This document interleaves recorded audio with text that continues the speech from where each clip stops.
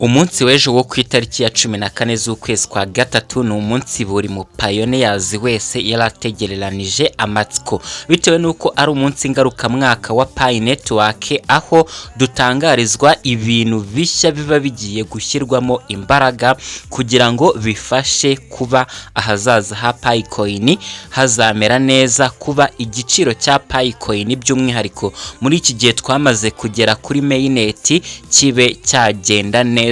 Hanyuma hari ibintu birindwi nshaka ko tuza kugarukaho nkuko twaraye tubitangarijwe na Pi Core Team, nta na kimwe duhinduyeho, nta na kimwe twongeyeho. Nuza kujya muri Pi App Dashboard uraza kubonaho aka video kadafite iminota 2 aho babidutangarije mu buryo bw'incamake, nubwo bashyizeho ahantu ushobora kujya kubisoma byose birambuye, ariko nta mpamvu yo gustrugglinga, nta mpamvu yo kwirushya dore ko biri no mu cyongereza ushobora kutabisobanukirwa.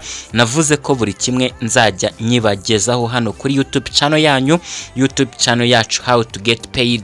Gusa mbere yo kwinjira kuri urwo rutonde rw'ibintu birindwi twatangarijwe na Pi Core Team bigiye gushyirwamo imbaraga kugira ngo ahazaza ha Pi Network harusheho kuba heza, unyemerere mbanze nkugezeho ibintu bitatu by'ingenzi. Icyambere ni exchange listing. Ngire ngo musiko nagiye mbigarukaho ko kugira ngo ahazaza ha Pi Coin habe heza, kugira ngo igiciro cya coin ya Pi kirusheho kuba cyagenda kizamuka, nuko igomba gushyirwa ku masoko manini cyangwa igomba kujya ku ma exchange. Ariko muri video naraye nkoze navuze ko byanze bikunze nubwo bashobora kutubwira ko hari partnership n'ama exchange agomba kulistinga Pi, ntago bagomba kutubwira mu buryo buziguye bati kuba Pi yarabaye listed kuri Kraken noneho hakurikiyeho ko igomba kuba listed kuri Binance. Gusa ariko bakimentioninzeho bavuga ko byanze bikunze Pi igomba kuba listed ku zindi exchanges, kandi ni ibintu byumvikana nkuko nagiye mbigarukaho kugira ngo igiciro cya Pi Coin kizamuke, ari uko igomba kujya ku masoko manini, ari uko igomba kujya kuri exchange nyinshi kandi zikomeye. Ikindi kintu cya kabiri ni second migration. Buriya kuba umupioneer yakorerwa migration ni ibintu byiza, ariko nanone migration iri mu bintu bituma igiciro cya Pi Coin kigabanuka. Wenda turaza kubigarukaho, ahubwo reka turebe ikintu cya gatatu ari cyo app nshya kuri mainnet. Ahangaha Pi Core Team yatangaje ko icy'ingenzi idakeneye ko app nyinshi ziza kuri mainnet, ahubwo ikishaka ari uko app zifite utility arizo zishobora kuba zaza kuri mainnet. Ni ibintu byumvikana kuba aba developers bashobora kuza bakubaka app zidafite umumaro. Icy'ingenzi ahubwo ari uko aba developers bashobora kuba baza bakubaka app niyo zaba nkeya ariko zifunctioninga, zifite product zicuruza, zifite service zitanga, ndetse abo ba developers bemera kuba bakishyurwa muri Pi. Hanyuma se ibi ngibi bishobora kuzatuma igiciro cya Pi kizamuka mu by'ukuri? Reka tubisobanure neza ndetse tuve kuri ibi bintu bitatu, ahubwo tubyinjiremo byose uko byakabaye, uko ari birindwi, tubisobanure neza, nta na kimwe duhinduyemo kandi nta na kimwe twongeyemo. Muhawe ikaze. Icyambere tugiye guheraho ni KYC validators. Pi Core Team yavuze ko KYC validators bagiye kujya bahabwa rewards. Iyo tuvuze KYC validators ni abantu bashinzwe kugenzura KYC z'aba pioneers. Niba utanze KYC, ushaka gukora KYC, nagari Nicholas Kokaris uzagenzura iyo KYC yawe niba koko amazina yawe yo kwiranga muntu ahura n'amazina wiyandikishijeho kuri Pi, kureba niba isura yawe neza ihura n'ifoto iri kwiranga muntu. Hanyuma abo bantu cyangwa iyo timu ikora ibyo bintu, timu yemeza KYC applications z'aba pioneers igiye kujya ihabwa rewards.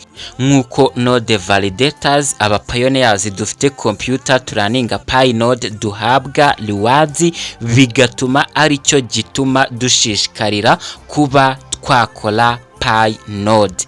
Rero bishatse kuvuga ko niba aba KYC validators bagiye kujya bahabwa reward, bishatse kuvuga ko nabo bazakora cyane, bazashyiramo imbaraga bitume KYC applications zizajya zikorwa mu gihe gito. KYC applications nizikorwa mu gihe gito bizajya bituma abantu bajya kuri mainnet mu buryo bwihuse, bitume aba pioneers badacika intege, bitewe nuko niba ukoze KYC ikaba yamara amezi 2-3 itaraba approved cyangwa rejected ngo wongere uyisubiremo, bizatuma ushobora no kugiving up. Ariko niba KYC izajya iba approved cyangwa ikaba rejected mu gihe gito, ukajya kuri mainnet mu gihe gito, ugakorerwa migration mu gihe gito, birumvikana ko iyo ni advantage nziza ku ba pioneers, cyane cyane aba pioneers bashyashya bari kuza kuri network muri iyi minsi. Icya kabiri twatangarijwe na Pi Core team ku munsi w'ejo kuri Pi Day ni mainnet apps muri Pi App Studio. Timu ya Pi Network yitwa Pi Core team irimo gushyira imbere app zikora kuri mainnet. Nkuko iki kintu nari nakigarutseho muri bya bintu bitatu nabonaga ko ari iby'ingenzi nabanje kubasobanurira mbere. Kandi ibi bivuze ko abantu bashobora gukoresha Pi mu buzima busanzwe, bitewe nuko umudeveloper niba agiye agashyiraho app itanga service cyangwa icuruza product runaka, akaba yemera kwishyurwa muri Pi, ukaba uri umupioneer ukeneye izo product cyangwa izo services, buriya Pi iri gutagetinga, buriya Pi network iri gutagetinga isoko rya USA. Kuba Pi yarabaye listed kuri Kraken Exchange nagaruko yari inaniwe no kujya kuri Binance, ariko yagiye kuri Kraken bitewe nuko Kraken Exchange ikoreshwa cyane muri USA. Rero buriya Pi network iri gutagetinga USA market, kandi biranumvikana ko ikintu cyemewe muri USA gikoreshwa muri Leta Zunze Ubumwe za Amerika, kuba cyaba adopted ku yindi migabane ni ibintu byoroshye cyane, kuko usanga tuba twigana ibintu uko bikorwa muri USA akaba ariko dushaka kubikora. Buriya ntuzatungurwe ubonye nka app ya Amazon yageze muri Pi network, aho abantu bashobora kugura ibintu kuri Amazon banyuze muri Pi network ecosystem, ndetse Amazon ikemera kwishyurwa muri Pi. Cyaba ari ikintu kidasanzwe ndetse kandi birashoboka, ariko ntago ari ikintu ukwiye kwiyumvisha ko kizaba ukwezi kumwe, kizaba umwaka umwe. Ni ibintu bizagenda bikorwa step by step, ndetse bigatuma Pi coin igira utility, ndetse iyo coin ifite utility biba byoroshye kuba yazamuka mu gaciro. Ikintu cya gatatu rero twatangarijwe na Pi Core team ni new centralized exchange listing. Kuba Pi ishobora kujya ku yandi ma crypto exchange akomeye, ndetse iki kintu niba ubyibuka neza kiri muri bya bintu bitatu nakubwiye nabonaga by'ingenzi cyane bigomba gushyirwamo imbaraga kwikubitiro. Ahangaha Pi Core team yatangaje ko Pi coin igomba kujya ku ma exchange akomeye kandi manini. Gusa ariko nkuko nari nabikubwiye ku munsi w'ejo, ni nago bashobora guhita berura bavuge bati Pi network cyangwa Pi coin noneho igiye kujya kuri Binance. Ariko birumvikana ko iyo bavuze ama exchange akomeye kandi manini, haza Binance, haza Bybit, dore ko arizo exchange tuzi zikomeye kandi zitralistinga Pi. Ndetse iyo Pi igeze kuri exchange zikomeye cyangwa n'iyindi crypto currency coin yose, iyo igeze kuri exchange nini ikomeye, bituma liquidity yiyongera. Iyo liquidity yiyongereye bituma igiciro gitangira kuzamuka, bitewe nuko iyo coin iba iri ku isoko rigari, aho abantu bashobora kuyibona ndetse bakayigura mu buryo bworoshye. Naho ku mwanya wa kane ikintu twatangarijwe na Pi Core team ku munsi w'ejo wa Pi Day ni Pi Day Utility Challenge. Pi Day Utility Challenge ni iki? Ibi ngibi byenda guhura n'ibyo twabonye ku mwanya wa kabiri, ari byo mainnet apps kuri Pi App Studio.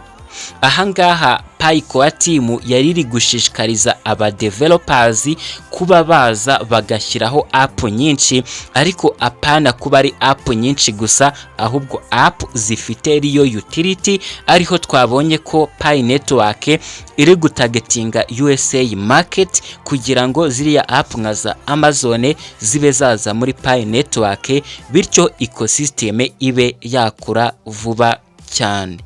Ku mwanya wa gatanu ikintu twatangarijwe ni token Launchpad Testnet.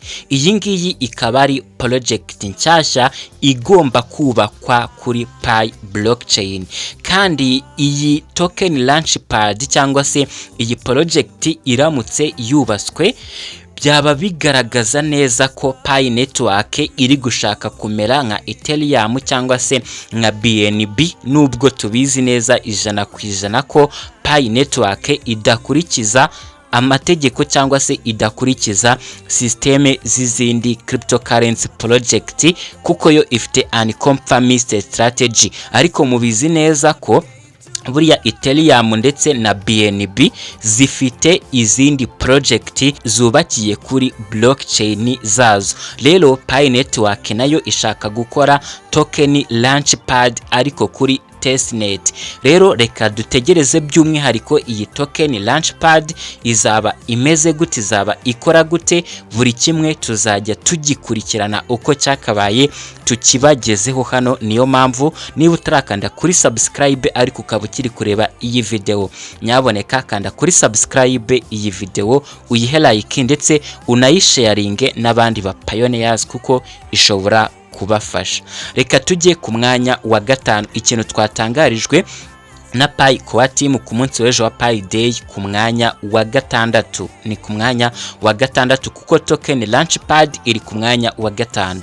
Ku mwanya wa gatandatu ni Node and Protocol Upgrades.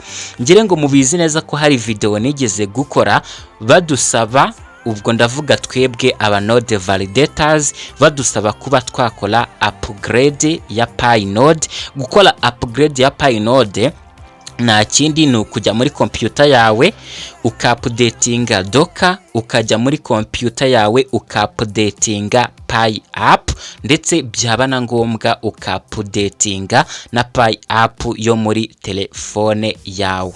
Ndetse na blockchain protocol igomba kuba upgraded, kandi ibi byose nibyo bituma network ikomeza kuba stable, nibyo bituma network ikomeza kugira security cyangwa umutekano ukomeye. Naho ikintu dusanga ku mwanya wa karindwi ari nawo wa nyuma twatangarijwe na Pi Core Team ku munsi w'ejo ni second migration. Iyi ni inkuru nziza ku bapioneers batarakorerwa migration, ariko nanone iki ngiki kizagira impact ku giciro cya Pi. Reka tubirebe. Pi Core Team yavuze ko second migration igiye gutangira gukorwa buhoro buhoro. Ibi bivuze ko app nyinshi zigiye gutangira koherezwa kuri mainnet wallet. Kuba Pi nyinshi zigiye gutangira koherezwa kuri mainnet wallet bizatuma abapioneers bashobora kuba bazigurisha, bitewe nuko umupioneers he doesn't care ku giciro cya Pi, kuko nago yaziguze, yazimayininze for free. Niba hari abantu batuma igiciro cya coin gishobora guhungabana mu isoko, ni aba miners igihe habayeho release ya coin zabo bamayininze. Nago bita ku giciro, cyane ko nana skills baba bafite zihagije kubijyanye na market cycles. Nago umuntu uba waramayininze coin ze for free aba afite skills yo gutegereza ngisoko rizajye muri bullish. Of course yamayininze coin ze for free ndetse zibaye released, agomba guhita azigurisha. Buriya abantu bagura cyangwa se aba investors bashora amafaranga yabo bakabona coin, nibo baba banafite skills zo kuvuga bati tugura igihe isoko riri hasi, tukagurisha igihe isoko riri hejuru. Abo bo birumvikana baba bumva neza cycles y'isoko rya cryptocurrency. Ariko buriya umumayina cyane nk'aba Pi miner cyangwa aba pioneers tumayininga Pi for free na bikoresho bihenze twaguze. Iyo rero Pi zibaye released kuri mainnet, buriya hari abantu batagurishaga Pi bitewe nuko batazifiteho uburenganzira, batari kuzikontrola, ziri controlled under by Pi core team.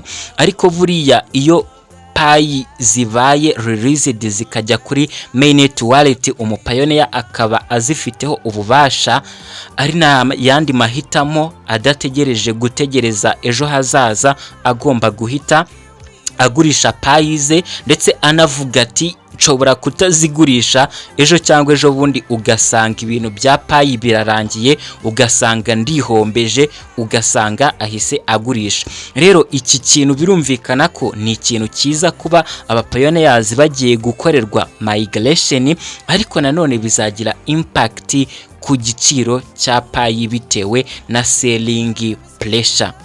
None se kandi wowe ubona ibi byose twatangarijwe na Pi core team ku munsi w'ejo wa Pi Day 2026 bizatuma Pi igera ku giciro kinini mu gihe kiri imbere? Andika igitekerezo cyawe muri comment, ndetse niba ukunda video nk'izi ngizi ndetse n'ubundi buryo butandukanye bwagufasha gukorera amafaranga kuri internet, ukande kuri subscribe, iyi video uyihe like, ndetse uyisharinge n'abandi ba pioneers bagenzi bawe. Reka tuze guhura mu kanya mu kindi kiganiro turi kubategurira. Imana ibarinde. Bye bye.